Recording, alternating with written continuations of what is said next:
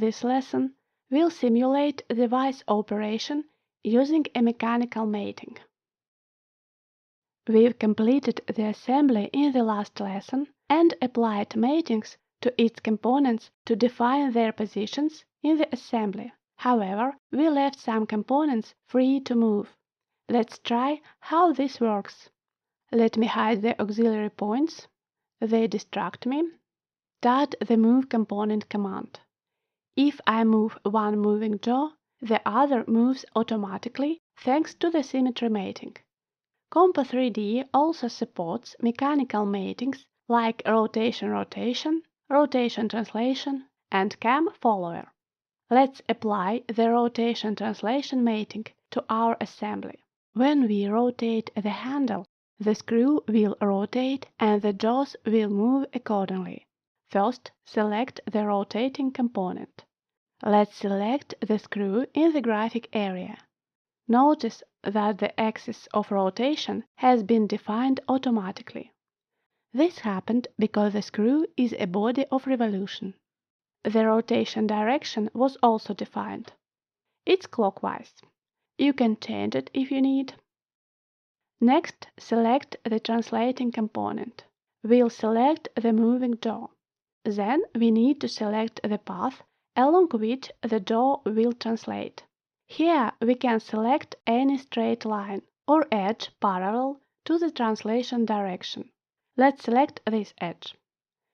You can see the displacement direction in the preview. This means that if you rotate the screw clockwise, the jaw will move in the shown direction. The last parameter we need to adjust determines the ratio of a unit circle radius to the linear displacement of the second component. For example, a 1:2 ratio means that during one revolution of the first object, the second object moves by 2 times 2 pi millimeters.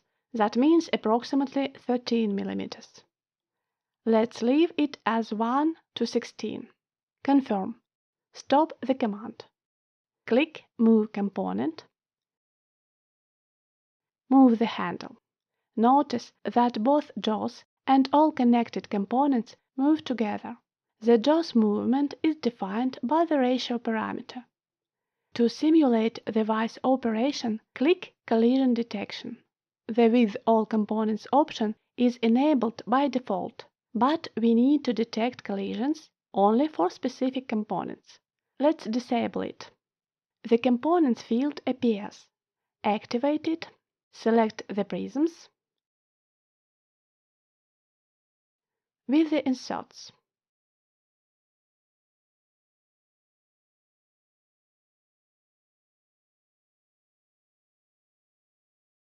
The nut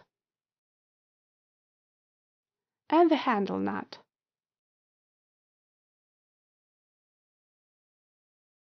Click the Stop Selection button. Since we need to check not only moving components, uncheck this option. In the Advanced Options section, you can select how the system will inform you about collisions. Leave these settings unchanged. Let's rotate the handle. You can see that the components are highlighted at the moment of collision, and the handle rotation stops. Now we can only rotate in the opposite direction. So we can simulate the assembly operation and control the component collisions.